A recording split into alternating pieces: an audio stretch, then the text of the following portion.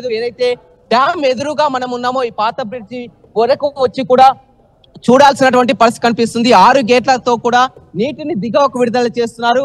ఈ విషయాన్ని తెలుసుకొని ఇప్పటికే మొత్తం దూర ప్రాంతాల నుంచి కూడా కార్లు వాహనాలు కూడా అంతా బయలుదేరి డ్యామ్ పరిసర ప్రాంతాల్లో మొత్తం కూడా రోడ్ అంతా కూడా మొత్తం ట్రాఫిక్ జామ్ ఏర్పడినటువంటి పరిస్థితి అయితే నెలకొందని చెప్పవచ్చు. ప్రస్తుతానికి మాత్రం అధికారులు ఈ 6 గేట్లే ఓపెన్ చేస్తారని కూడా మనకు తెలుస్తున్నటువంటి సమాచారం. అధికారులతో కూడా మాట్లాడడం జరిగింది, ప్రాజెక్ట్ ఎస్సీతో కూడా మాట్లాడడం జరిగింది. ఇవాళకి మాత్రం 6 గేట్లే ఓపెన్ చేస్తామని చెప్పడం జరిగింది.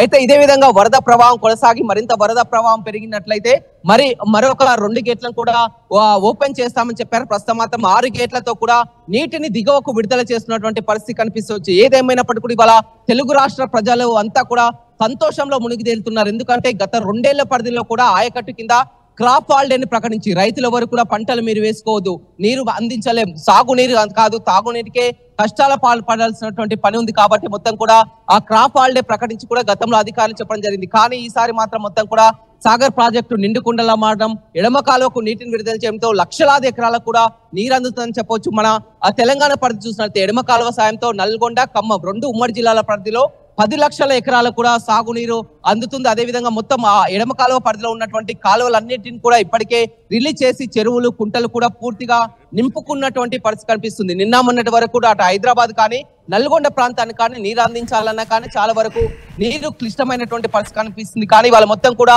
ఎగువన కురుస్తున్నట్టు వర్షాలతో కృష్ణా బేసిన్ మొత్తం కూడా పూర్తిగా నిండుకుండలా మారడంతో కూడా మొన్నటి వరకు కూడా గోదావరి వరదల్ని చూసాం, ఇప్పుడు మనం కృష్ణా వరదలను చూసాం. కృష్ణా బేసిన్ మొత్తం కూడా అన్ని ప్రాజెక్టులన్నీ కూడా కృష్ణా బేసిన్ లో ఉన్నటువంటి జూరాల, నారాయణపూర్, మొత్తం శ్రీశైలం అన్ని ప్రాజెక్టులు కూడా నిండుకుండని తలపిస్తున్నాం. శ్రీశైలం భారీగా ఇంట్లో రావడంతో కూడా చివరికి చేరుకునేది నాగార్జున సాగర్ ప్రాజెక్ట్ అని చెప్పొచ్చు. ఈ నాగార్జున సాగర్ ప్రాజెక్టు గేట్లు ఎత్తడంతో కూడా మొత్తం నీరంతా కూడా దిగువకు వస్తున్నటువంటి దృశ్యాలను చూస్తాం.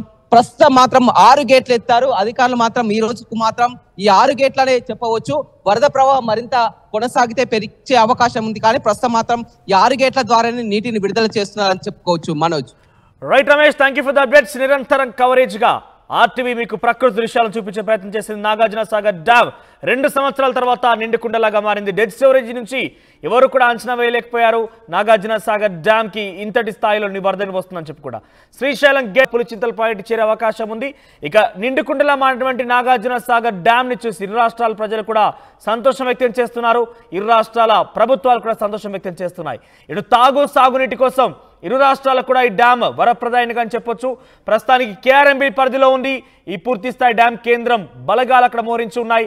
పర్యాటకులు కూడా నిన్న ఆదివారం విడుదల చేస్తారంట కూడా అందరూ చాలా మంది ఎక్స్పెక్ట్ చేసి అక్కడికి వెళ్ళారు, కానీ విడుదల చేయలేదు. ఈ రోజు విడుదల చేస్తున్నటువంటి ఈ దృశ్యాలని ఆర్టీవీ స్క్రీన్ మీరు చూస్తున్నారు. అక్కడికి చాలా మంది పర్యాటకులు కూడా చేరుకున్నారు ఈ యొక్క అపూర్వమైన దృశ్యాలను చూసేందుకు.